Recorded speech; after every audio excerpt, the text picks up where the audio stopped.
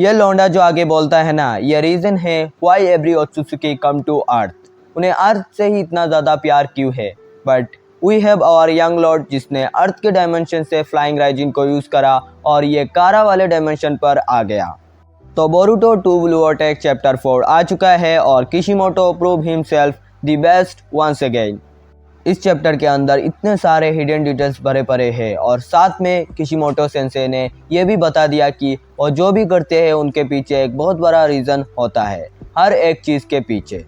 Boruto के अंदर Kashin Cozi को जिंदा छोड़ देना, उसके पीछे भी एक रीज़न है। सास्के का सिर्फ लेफ्ट साइड की पैर के अंदर है, उसके पीछे भी एक रीज़न है। और तुम्हें हाई स्कूल डीएक्सटी इतना ज़्यादा पसंद क्यों है, उसके पीछे भी एक बहुत बड़ा रीज़न है। तो हाँ, बोरुटो 2 ब्लू अटैक चैप्टर 4 का ऑफिशियल ट्रांसलेशन आ चुका है और इस वीडियो के अंदर मैं उसे ही ब्रेक डाउन करने वाला हूँ। और ये वीडियो बहुत ही ज़्यादा इंटरेस्टिंग होने वाला है क्योंकि इस वीडियो के अंदर तुम्हारे बहुत सारे सवालों के जवाब मिलने वाले हैं और इस चैप्टर के अंदर कुछ ज़्यादा ही हिडन डिटेल्स भरे पड़े हैं। जैसे बोरुटो को फ्लाइंग राइजिन किसने सिखाया, सारे ओत्सुकी को अर्थ से इतना ज़्यादा प्यार क्यों है, और ये जो न्यू एनिमीज है ये एक्चुअली में है क्या चीज़। सारे सवालों के जवाब मिलने वाले हैं तुम्हें इस चैप्टर के अंदर। वीडियो देखते रहो। चैप्टर शुरू होता है जहाँ पे कॉर्ड टेंटेल को देखता है और बोरुटो के बाद सोच रहा होता है कि बोरुटो ने बोला कि ये थ्रेड बन सकते हैं सबके लिए। कॉर्ड सोचता है कि ये कैसे थ्रेड बन सकते हैं किसी के लिए, ये कैसे डेंजरस बन सकते हैं किसी के लिए, ये तो सिर्फ खाने के लिए है। Well Code you are dumb. और दूसरी साइड बोरुटो और काओकी है जहाँ पर बोरुटो के पास जो टोड है वो बोरुटो को बोलता है कि जल्दी चल, हमारे पास इतना टाइम नहीं है। और बोरुटो जो बोलता है यहाँ पर वो बहुत ही ज़्यादा इंटरेस्टिंग है। बोरुटो बोलता है शांत हो जा, मैं मेरे ग्रैंडपा की तरह इतना स्किलफुल नहीं हूँ अभी। और काओकी देख लेता है कि बोरुटो किसी और से बात कर रहे हैं और बोरुटो तभी इंस्टेंटली यूज़ करता है फ्लाइंग राइजिन और गायब यहाँ से।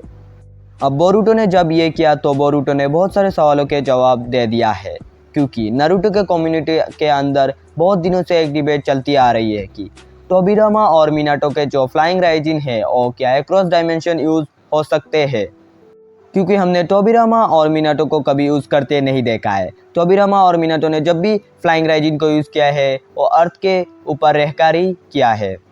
But we have our young lord जिसने अर्थ के डायमेंशन से फ्लाइंग राइजिन को यूज़ करा और सीधा ये कारा वाले डायमेंशन पर आ गया। तो ये चीज़ प्रूव करता है कि फ्लाइंग राइजिन अक्रॉस डायमेंशन यूज़ हो सकता है। वो साला टोबिरामा उसने फर्स्ट और सेकेंड वार में ऐसा जुत्सु बना दिया। और एक चीज़, अगर ओबिटो वर्सेस मिनाटो के अंदर ओबिटो अपनी कामुई के अंदर मिनाटो को ट्रैप कर लेता तो मिनाटो को कुछ ही सेकंड लगने वाले थे और कामुई से बाहर आने में। कामुई कुछ नहीं कर सकता मिनाटो का। यहाँ पे एक चीज़ अलग है, जैसे मिनाटो ने टोबिरामा का फ्लाइंग राइजिन जुत्सु को और ज़्यादा फास्ट किया, वैसे बोरुटो ने भी इसे अक्रॉस डायमेंशन बना दिया होगा। शायद मिनाटो का जो फ्लाइंग राइजिन जुत्सु है वो अक्रॉस डायमेंशन ना यूज़ हो सके, शायद बोरुटो ने उसे और ज़्यादा डेवलप करके उसे अक्रॉस डायमेंशन कैसे यूज़ करते हैं ऐसा बना दिया होगा, शायद हो सकता है ऐसा। और सेकेंड चीज़, जैसा बोरुटो ने बोला कि I am not skilful as my grandpa, मेरा एक क्वेश्चन है, इसे कैसे पता है कि ये फ्लाइंग राइजिन जुत्सु है ये इसकी ग्रैंडपा की सिग्नेचर मूव है, क्योंकि पूरे शिनोबी वर्ल्ड में सिर्फ दो लोगों ने फ्लाइंग राइजिन को यूज़ किया है, एक उसका क्रिएटर टोबिरामा और दूसरा मिनाटो जिसने उसे और ज़्यादा परफेक्ट किया है। और इधर ये 17 साल का लौंडा जो इसे यूज़ कर रहा है वो भी across dimension. That's our young lord. कुछ लोग ये भी बोल रहे हैं कि क्या इसने ये टेक्निक मिनाटो से सीख के आया है, इसके बारे में बाद में बात करेंगे, अभी चैप्टर कवर करते हैं। बोरुटो फटाफट कोड के सामने आता है और code is like hacker bro hacker. अब बोरुटो जब भी आता है तभी टेंटेल वहाँ से गायब हो जाता है। हाउ डू आई नो, मैं आगे बताता हूँ। अब टेंटेल जिस रोड की वजह से वहाँ पर अटका हुआ था वो पहले तो हवा में थी और दूसरे सेकंड ही वो ज़मीन में आके लगी है। इवन जो टोड है वो भी बोलता है इम्पॉसिबल, अभी तो टेंटेल यहाँ पर था, अब कहाँ गया। अब ना कोड को पता है, ना बोरुटो को पता है, ना टोड को पता है कि टेंटेल कहाँ गया है। तभी उनके साइड में उन्हें एक चाकरा फील होता है और बोरुटो उसे देखते ही बोलता है कि वी आर लेट या फिर वी आर लेट। अब जो ये नया बंदा आया है ये एग्जैक्टली बग जैसा लग रहा है। बग कौन, और कोड के साथ जो काम करता था वो बुड्ढा। कोड उसे देखने के बाद बोलता है कि ये बग है। बोरुटो बोलता है ये बग तो नहीं है, बट जिसे हम एनकाउंटर करने वाले हैं ये शिंजू है। इससे पहले बोरुटो और कुछ एक्सप्लेन करे, ये जो बग वाला शिंजू है ये बोरुटो के ऊपर अटैक करता है और पता नहीं क्यों ये बोरुटो को पहचानता है। ये बोलता है कि बोरुटो ओत्सुत्सुकी। बोरुटो इससे दूर करने के लिए काइंडा डिफेंसिव लाइटिंग रिलीज़ करता है और ये इतना ज़्यादा असर नहीं करता इस पर और ये फिर से बोरुटो के ऊपर अटैक करता है और बोरुटो फिर से फ्लाइंग राइजिन। बोरुटो जाके खड़ा होता है कोड के पास और कोड बोलता है एक्सप्लेन टू मी और बोल के ग्राउंड पे गिर जाता है। अब कैसे ग्राउंड पे गिरा है मैं तुम्हें बताता हूँ कि बोरुटो ने कोड के ऊपर रासेंगान उज़ुई को चढ़ा के रखा है, उसके वजह से उसका बैलेंस बिगड़ा हुआ है। और अगर तुम्हें रासेंगान उज़ुई को प्रॉपर समझ में नहीं आया है तो मैंने एक प्रॉपर एक्सप्लेनेशन दिया है रासेंगान उज़ुई को का वीडियो में, लिंक नीचे डिस्क्रिप्शन में है, जाके देख लेना। बोरुटो के सामने जो है वो एक क्लोग्रिम है जो इवॉल्व हो चुका है और जिन भी लोगों को क्लोग्रिम ने आज तक अटैक करके पैर बन गए हैं वो सब ऐसे ही बग की तरह बनने वाले हैं। इनके पास कोड का क्लो मार्क होगा और ये अपनी बॉडी को मॉडिफाई कर सकते हैं और इनके नैनो में रिनेगान होगा। तो समझ रहे हो बोरुटो ऐसे ब्रोकन कैरेक्टर को फेस करने वाला है और ये सिर्फ एक नहीं है भाई, ये मल्टीपल है और अभी ये 4 है, पता नहीं आगे और कितने आने वाले होंगे। तुम्हें याद होगा नारुतो के अंदर एक लौंडा था जिसके पास रिनेगान था, उसका नाम था नागाटो। तुम्हें पता है ना उसने कोनोहा का क्या हाल किया था और इधर 4 के पास रिनेगान है, तो ये क्या हाल कर सकते हैं कोनोहा का या फिर नारुतो के यूनिवर्स का, तुम समझ सकते हो। तो तुम समझ रहे हो बोरुटो के अंदर पावर लेवल कितना डिफरेंट है। तो बोरुटो को इनसे लड़ने के लिए थोड़ी मदद की ज़रूरत पड़ने वाली है और मुझे लगता है बोरुटो ने यहाँ पर सबसे गलत स्टेप उठा लिया है। उसने इस हरामजादे कोड का रासेंगान उज़ुई को डीएक्टिवेट कर दिया है और बोरुटो कोड को बोलता है अभी मेरे पास टाइम नहीं एक्सप्लेन करने का, चुप रहे और मेरा साथ दे। और फाइनली कोड को थोड़ी अकल आती है और कोड बोलता है कि ये टेंटेल कहा गया या फिर ये ट्रीज जो बन रहे हैं लोग, इनसे कुछ रिलेशन है क्या इन लोगों का। तभी बोरुटो बोलता है जो भी लोग ट्री में कन्वर्ट हुए हैं और सब हमसे फाइट करने के लिए ऐसे वापस आने वाले हैं, तो Code you are fucked up. तभी आसमान में और एक नया लौंडा आ जाता है जो आके बोलता है इट्स चक्रा। और ये लौंडा जो आगे बोलता है ना, it is the reason why every Otsutsuki come to earth, उन्हें अर्थ से इतना ज़्यादा प्यार क्यों है। ये बोलता है जो भी लोग इस प्लेनेट पे रह रहे हैं और जो भी मर चुके हैं उन सब का चक्रा यहाँ पर प्रेजेंट रहता है। अगेन जो भी लोग जिंदा है या फिर मर गए उन सब का चक्रा अर्थ पे प्रेजेंट रहेगा। तुम्हें याद होगा तो अमाडो ने बोला था कि हमारा जो गॉड ऑफ ओत्सुत्सुकी है शिबाई, उसकी बॉडी कहाँ पर थी, अर्थ पर, और उसका चाकरा या फिर चाकरा सिग्नेचर कहाँ पर होगा, अर्थ पर। और इसने जैसा बोला कि जो भी शिनोबी या फिर ओत्सुत्सुकी मरे हैं उनका चक्रा भी और जो जिंदा है उनका चक्रा भी अर्थ पे प्रेजेंट रहेगा। It is the reason why every Otsutsuki come to earth. आगे ये बोलता है कि हमारा तो प्लान था हमें डिवाइन ट्री कल्टीवेट करे और उसे खाए और चले जाए, बट हमारे कोड भैया ने हमें अवाकन करे तो हमें कुछ चेंजेस आ चुके हैं। और इसके बाद हम और एक शिंजू को देखते हैं जो शायद डेल्टा की शिंजू है, मुझे कैसे पता, और डेल्टा जैसी लग रही है।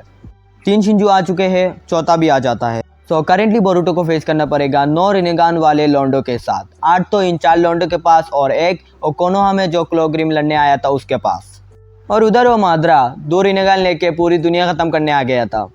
इतना सब देखने के बाद ओटोड बोलता है कि बहुत ज़्यादा रायता फैल गया है, अभी इधर से निकल फटाफट। इन 4 शिंजू में से जो हुडी वाला शिंजू है उस पर बोरुटो का थोड़ा ज़्यादा नज़र है। उसके बाद हमें दिखाया जाता है हुकागे ऑफिस जो मजाक बन के रह गया है। शिकामारू और काओकी की कुछ कन्वर्सेशन हो रही है हुकागे ऑफिस में, जहाँ पे शिकामारू काओकी से पूछ रहा है कि कोड का क्या स्टेटस है और काओकी बोल रहा है कि बोरुटो इसे ओत्सुत्सुकी, उसे मारो मारो मारो।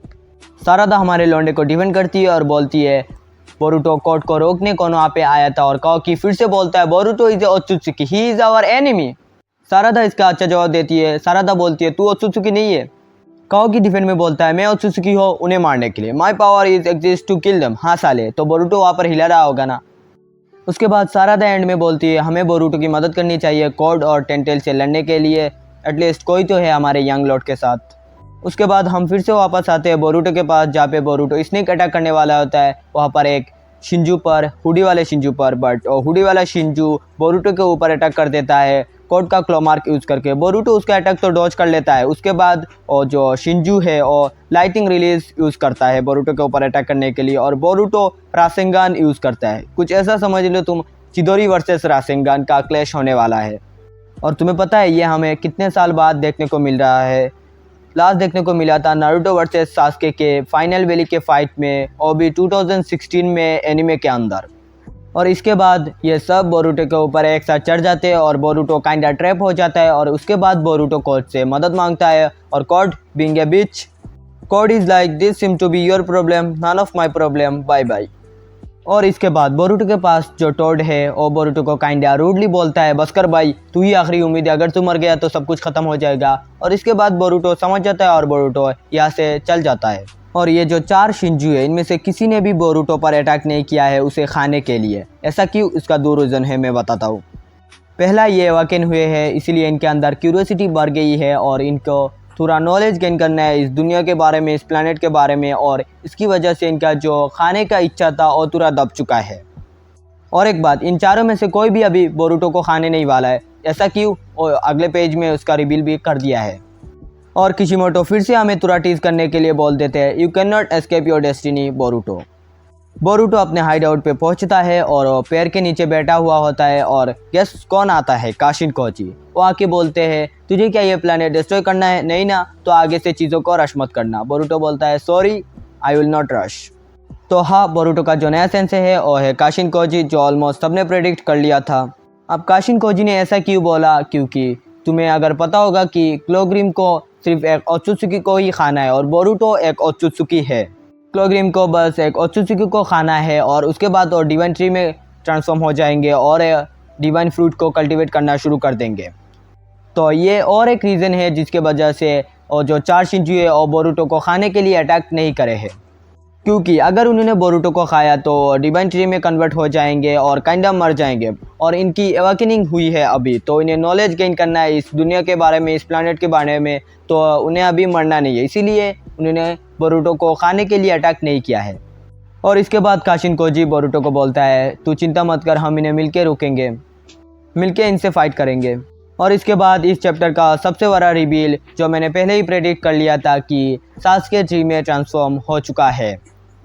और इसके बाद एंड में बोरुटो बोलता है, आपको थोड़ा इंतज़ार करना पड़ेगा uncle Sasuke. Now is Sasuke dead? No, but alive भी नहीं है, काइंड ऑफ कोमा में, ऐसा समझो।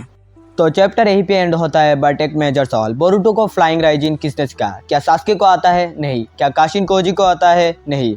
बट सास्के को पता है फ्लाइंग राइजिन क्या है, क्योंकि उसने 4th ग्रेड निंजा वॉर में मिनाटो को यूज़ करते हुए देखा है। एंड काशिन कोजी को भी पता होगा कि फ्लाइंग राइजिन जैसा कोई जुत्सु एग्जिस्ट करता है, क्योंकि उनके पास हमारे जिराए सेंसे की कुछ % मेमोरीज है। देखो, मुझे खुद एग्जैक्ट पता नहीं है किसने बोरुटो को फ्लाइंग राइजिन सिखाया है, पर मेरे पास कुछ थ्योरीज है। इधर मिनाटो ने बोरुटो को सिखाया, मिनाटो को किसी ने रिकार्नेट किया है, और इधर बोरुटो पास में जाके सीखा है, या फिर बोरुटो ने किसी फॉरबिडन स्कूल से सीखा होगा। अब लास्ट थ्योरी, बोरुटो को काशिन कोजी ने सिखाया होगा फ्लाइंग राइजिन जुत्सु। अब तुम बोलोगे काशिन कोजी को कैसे पता, क्योंकि खुद जिराए सेंसे ने कभी ये यूज़ नहीं किया है। तो याद रखो, ओरोचिमारू कभी सेज नहीं बन पाया, पर उसे पता था कि सेज कैसे बनते हैं। समझदार लोगों को समझ में आ चुका है। और अगर तुमने अब तक गैस नहीं कर पा रहे हो कि हुडी वाला शिंजू कौन है, और कोई नहीं, हमारा सास्के, मतलब सास्के नहीं, सास्के का शिंजू है वो, जो क्लोग्रिम से अवेकन होके ही बना है। और टेंटेल कहाँ गया पता नहीं। इन चारों शिंजू में से इन तीनों को गोली मारो, और ये जो हुडी वाला शिंजू है, मतलब सास्के का जो शिंजू है, मैं उस पर ज़्यादा इंटरेस्टेड हूँ, क्योंकि हमारा जो सास्के है उसका पर्सनैलिटी थोड़ा एविल टाइप है, और हम इसके अंदर एक एविल सास्के को देखने वाले हैं with both Rinnegans and both hands. तो ये मचाने वाले हैं भाई मांगा के अंदर।